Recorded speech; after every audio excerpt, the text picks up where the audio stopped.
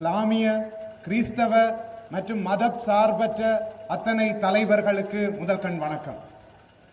அடுத்ததாக இந்த நிகழ்விலே கலந்து கொண்டிருக்கின்ற இலங்கையினுடைய கடற்தொழில் நீரியல் கடல் வளங்கள் துறையினுடைய அமைச்சர் ராமலிங்கம் சந்திரசேகரன் அவர்களே, இங்கே பேசி அமர்ந்திருக்கின்ற எங்களினுடைய 3 பாராளுமன்ற உறுப்பினர்களே, தொடர்ந்து இந்த யாழ் மாவட்டத்தினுடைய 16 மிக பிரதானமான உள்ளூராட்சி சபைகளோடு யாழ் மாநகர சபையை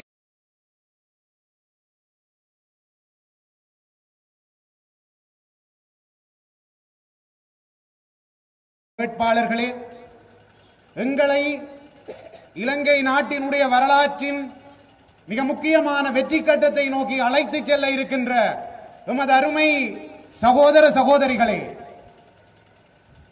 மேலும் இன்றைய தினம் இங்கே வருகை தந்து இந்த நிகழ்வுகளை பாதுகாப்பு ஒழுங்கினை மேற்கொண்டிருக்கின்ற உத்தியோகத்தர்களே, எங்களினுடைய ஊடக நண்பர்களே, உங்கள் அனைவருக்கும் இந்த நேர வணக்கங்கள். ஏற்கனவே எங்களினுடைய தோழர்கள் கூறியது போன்று 2024ஆம் ஆண்டு என்பது இலங்கையினுடைய காலனித்துவத்துக்கு பின்னரான வரலாற்று காலத்திலே மிகப்பெரிய ஜனநாயக புரட்சியின் வழியான சாமானிய மனிதனுடைய அரசியல் வழிகளை விதிய திறந்திருக்கின்ற ஒரு சூழலிலே 2 தேர்தல்களில் எங்களினுடைய சாமானிய மக்களினை எங்களினுடைய ஜனாதிபதியாகவும் 159 பாராளுமன்ற உறுப்பினர்களாகவும் ஏற்படுத்திவிட்டு அதனுடைய தொடர்ச்சியாக இந்த யாழ்ப்பாண மாவட்டத்தினுடைய உள்ளூராட்சி சபைகளையும் தேசிய மக்கள் சக்தியிடமே வழங்குவதற்கான ஒரு நேரத்தில் நாங்கள் இங்கு கூடியிருக்கின்றோம். இந்த யாழ்ப்பாண மாவட்டம் என்பது எந்த வகையில் குறைகள் நிறைந்த ஒரு மாவட்டம் என்பது தொடர்பாக நாங்கள் சிந்திக்க வேண்டும். 81ஆம் ஆண்டு கணக்கெடுப்பின்படி பார்ப்போமாக இருந்தால் இலங்கையினுடைய மிகச்சிறந்த செல்வ செழிப்பு மிக்க கொழும்புக்கு அடுத்தபடியான மிக முக்கியமான மாவட்டம் யாழ்ப்பாண மாவட்டம். மீன்பிடியை பொறுத்தவரையிலே 21% ஏற்றுமதிக்கு செல்வாக்கு செலுத்தி இருந்தது எங்களுடைய மாவட்டம். விவசாயத்தினை பொறுத்தவரையிலே இலங்கையினுடைய பெருந்தோட்ட விவசாயத்திற்கு அடுத்தால் போல் கிழக்கு இலங்கை போன்ற நெற்பயிற்சிகைக்கு அடுத்தால் போல் சிறுதானியம் என்று சொல்லப்படுகின்ற வெங்காயம், கத்தரிக்காய் இவ்வாறானவற்றினை இலங்கை முழுவதற்கும் வழங்கிக் கொண்டிருந்த மாவட்டம் யாழ்ப்பாண மாவட்டம். எங்களிடம் நதிகள் இல்லை, பாரிய குளங்கள் இல்லை. ஆனால் தெல்லிப்பளையிலே தொடங்கி அராலியிலே சென்று முடிகின்ற ஒரே ஒரு பருவகால வழுக்கியாற்றினை வைத்துக் கொண்டு நெல் சாகுபடியை செய்து யாழ்ப்பாண மாவட்டத்தினுடைய நெல் தேவையை பூர்த்தி செய்து கொண்டிருந்த ஒரு மாவட்டம் யாழ்ப்பாணம். எங்களிடம் சீமந்து தொழிற்சாலை இருந்திருக்கின்றது, இரசாயன தொழிற்சாலை இருந்திருக்கின்றது, ஓட்டு தொழிற்சாலை இருந்திருக்கின்றது, வாளி தொழிற்சாலை இருந்திருக்கின்றது, ஆணி தொழிற்சாலை இருந்திருக்கின்றது. இவை அனைத்தையுமே தாண்டி கல்வி கற்ற மக்களை உருவாக்குகின்ற அத்தனை சிறந்த பாடசாலைகளும் மருத்துவ கல்லூரிகளும் எங்களிடம் இருந்தது. 1981ஆம் ஆண்டினுடைய யாழ்ப்பாண சனத்தொகை என்பது 8,30,000. இன்று யாழ்ப்பாண மாவட்டத்தினுடைய சனத்தொகை என்பது 2022ஆம் ஆண்டு கணக்கெடுப்பின் பிரகாரம் 6,20,000 விட குறைவானது. இந்த சந்தர்ப்பத்தில் நாங்கள் சிந்திக்க வேண்டிய விடயம், எங்களுக்கு இருந்த பாராளுமன்ற உறுப்பினர்களின் கடந்த எண்ணிக்கை 10லும் அதிகம். நடந்து முடிந்த இந்த தேர்தலில் நாங்கள் பெற்றுக்கொண்டது 6 என்று சொல்லி சொன்னால் எங்களுடைய இருப்பு எங்கே சென்று கொண்டிருக்கின்றது? இந்த இருப்பு ஆனது இவ்வாறே சென்று கொண்டிருக்குமேயாக இருந்தால் 2030ஆம் ஆண்டு 2029ஆம் ஆண்டு நடைபெற உள்ள பாராளுமன்ற தேர்தலில் எங்களுக்கு இருக்கக்கூடிய ஆசனங்கள் எத்தனை? 2034ஆம் ஆண்டில் எங்களுக்கு இருக்கக்கூடிய ஆசனங்கள் எத்தனை? 1 2? ஆக எங்களினுடைய இருப்பு இங்கே நிறுத்தப்பட வேண்டும். எங்களினுடைய ஆசனங்கள் நிர்ணயிக்கப்பட்டதை விட அதிகரிக்கப்பட வேண்டும். அதன் வழியாக நாங்கள் பாராளுமன்றம் சென்று சட்டங்களை இயற்ற வேண்டும். அமைச்சரவை ஊடாக சட்டங்களை நடைமுறைப்படுத்த வேண்டும் என்றால் எங்களினுடைய மக்களினுடைய இருப்பு ஆனது இங்கே நிதர்சனமாக்கவும் உறுதியாக்கப்படவும் வேண்டும். ஆனால் இன்றைக்கு எங்களினுடைய இருப்பு எவ்வாறு இருக்கின்றது? எங்களினுடைய அன்பான சகோதர சகோதரிகள் அத்தனை பேரும் இலங்கை நாட்டை விட்டு வேறு நாடுகளுக்கு செல்வதையே தங்களினுடைய மிக முக்கியமான ஒரு நோக்காக கொண்டிருக்கின்றார்கள். அவர்களினுடைய பெற்றோர்களும் அதனைத்தான் ஊக்குவிக்கின்றார்கள். ஏனென்றால் அது அவர்களினுடைய விருப்பம் அல்ல. இந்த நாடு, எங்களினுடைய பிரதேசம், எங்களினுடைய இளைஞர்களுக்கான, யுவதிகளுக்கான இருப்பினை உருவாக்கி கொடுப்பதற்கான பொருளாதாரத்தினை முழுமையாக கொடுக்க தவறி இருக்கின்றது. வெறுமனே அரச உத்தியோகங்களுக்குள் செல்பவர்கள் மட்டும்தான் பொருளாதார ஸ்திரத்தன்மையோடு யாழ்ப்பாணத்தில் வாழ முடியும் என்கின்ற நிலைதான் இற்றை வரை எங்களிடம் இருந்திருக்கின்றது. ஆகவே எங்களினுடைய இருப்பு இங்கே இருக்க வேண்டும் என்றால் எங்களுக்கு தேவையானது முதலாவது பொருளாதார ரீதியான அபிவிருத்தியே தவிர வேறொன்றுமல்ல என்பதனை நீங்கள் ஏற்றுக்கொள்கின்றீர்களா இல்லையா? அந்த அபிவிருத்திக்கான தேர்தலாகத்தான் நாங்கள் நடைபெற இருக்கின்ற உள்ளூராட்சி சபை தேர்தலை பார்க்கின்றோம். இந்த அபிவிருத்தி எங்கே சாத்தியமாக வேண்டும் என்று சொல்லி சொன்னால் உள்ளூராட்சி கட்டமைப்புகளில் தான் சாத்தியமாக வேண்டும். ஜனாதிபதி இருக்கின்றார், ஊழலற்ற ஜனாதிபதி, மக்களினுடைய பணங்களை வீணடிப்பதில்லை. அமைச்சர்கள் முதல் கொண்டு பாராளுமன்ற உறுப்பினர் வரையான அதிக செலவுகளை கட்டுப்படுத்திய ஒரு ஜனாதிபதி இருக்கின்றார். அவரின் கீழ் 199 ஆசனங்களோடு எங்களுடைய பாராளுமன்ற உறுப்பினர்கள் இருக்கின்றார்கள். இவர்கள் செய்கின்ற அரசியல் என்பது மத்தியமயப்படுத்தப்பட்ட அரசியல். ஆனால் இந்த அரசியலின் பயனை அனுபவிக்க வேண்டியவர்கள் எங்களினுடைய உள்ளூராட்சி கட்டமைப்பிலே இருக்கின்ற மக்கள். ஆக அங்க தீர்மானம் எடுக்கப்படுகின்றது. அந்த தீர்மானத்தின் வழியாக அபிவிருத்தி சாத்தியமாக்கப்பட வேண்டுமாக இருந்தால் எங்களினுடைய அரசினுடைய உறுப்பினர்கள் எங்கள் உள்ளூராட்சி சபைகள் தோறும் தங்களினுடைய இடங்களை பெற்றுக் கொள்ள வேண்டும். இன்றைய தினம் யாழ்ப்பாணத்தில் ஒரு பிரச்சனை என்று சொல்லி சொன்னால் நாங்கள் பாராளுமன்ற உறுப்பினர்களை தேடுகின்றோம், அமைச்சரை தேடுகின்றோம். ஆனால் இந்த உள்ளூராட்சி கட்டமைப்பிலே எங்களினுடைய தேசிய மக்கள் சக்தியினுடைய 425க்கும் மேற்பட்ட வேட்பாளர்கள் யாழ்ப்பாணம் முழுவதிலும் போட்டியிடுகின்றார்கள். அவர்கள் வெல்ல வைக்கப்படுவார்களாக இருந்தால் யாழ்ப்பாணத்திலே 4 பேரை தேடியவர்கள் 420க்கும் மேற்பட்டவர்களை எங்கள் சந்திகளிலும், எங்கள் வீதிகளிலும், எங்கள் ஆலயங்களிலும், எங்கள் வீடுகளிலும் தேடுவோம். எங்களுக்கு இருக்கக்கூடிய பிரச்சனைகளை அவர்களிடம் நேரே சென்று சொல்லுவோம்.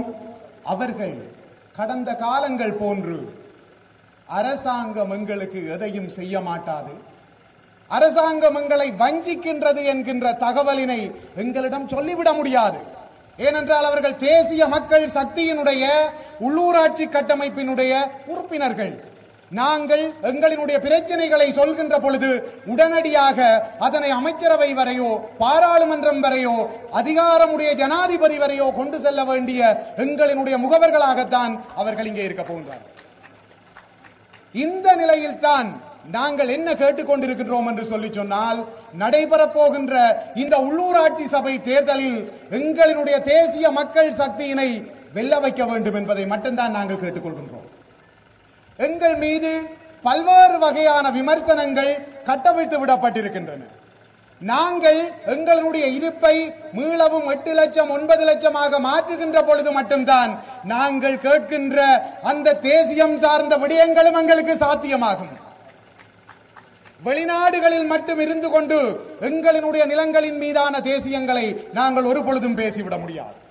அப்படி என்றால் ஏனையவர்கள் சொல்லுகின்றார்கள் நாங்கள் அனைவரும் தேசிய கட்சியோடு இணைந்து விட்டோம், ஆகவே துரோகிகள் என்று. எங்களுடைய மக்களினுடைய எண்ணம் தேசியம் என்று சொல்லி சொன்னால் அதற்கு ஏன் 5 கட்சிகள் எங்களுக்கு வேண்டும்? ஒரு கட்சி பேச முடியும் தானே எங்களுக்கான தேசியத்தினை? அல்லது 5 வகையான வரைவிலக்கணங்களை நாங்கள் வைத்திருக்கின்றோமா? அல்லது ஒரு வரைவிலக்கணத்தை 5 கோணங்களில் நாங்கள் அணுகுவதற்காக 5 கட்சிகளை வைத்துக் கொண்டிருக்கின்ற போன்றோமா? அப்படி என்றால் எங்களை எவ்வாறு வேண்டுமென்றாலும் பேக்காட்டி விட முடியும். ஆனால் எங்களை அபிவிருத்தி செய்ய வேண்டும் என்ற நோக்கத்தோடு ஒருவர் இங்கு வருகின்றார் என்றால் அவரை மட்டும் விட்டுவிடக் கூடாது. தனிநபரின் மீதான சேறுபூசல்களை செய்ய வேண்டும், கட்சியின் மீதான சேறுபூசல்களை செய்ய வேண்டும். இவற்றினை செய்து இந்த ஜனநாயக வழியில் எங்களினுடைய தந்தைகள், எங்களினுடைய தாய்கள், எங்களினுடைய சகோதரர்கள், எங்களினுடைய சகோதரிகள் உள் நுழைவதை தடுத்து விட வேண்டும். எங்களில் பல மக்களுக்கு இந்த தேர்தலில் போட்டியிடுவதற்கு ஆசை இருக்கின்றது, தேசிய மக்கள் சக்தி சார்ந்து. ஆனால் ஏன் அவர்கள் அஞ்சி இருக்கின்றார்கள் என்று சொல்லி சொன்னால், என்னுடைய மகளை பற்றி, என்னுடைய மனைவியை பற்றி, என்னுடைய சகோதரனை பற்றி இங்கு இருக்கின்ற சிலர் தவறாக பேசிவிடுவார்கள். இவ்வாறான நிலையில் இங்கு இருக்கின்ற வேட்பாளர்கள் அத்தனை பேரும் 2024 எங்களுக்கு வழங்கப்பட்ட அந்த ஜனநாயக புரட்சியினை தங்களை பணயம் வைத்து 2025 உள்ளூர் மட்டத்தில் ஏற்படுத்துவதற்காகத்தான் வந்திருக்கின்றார்கள்.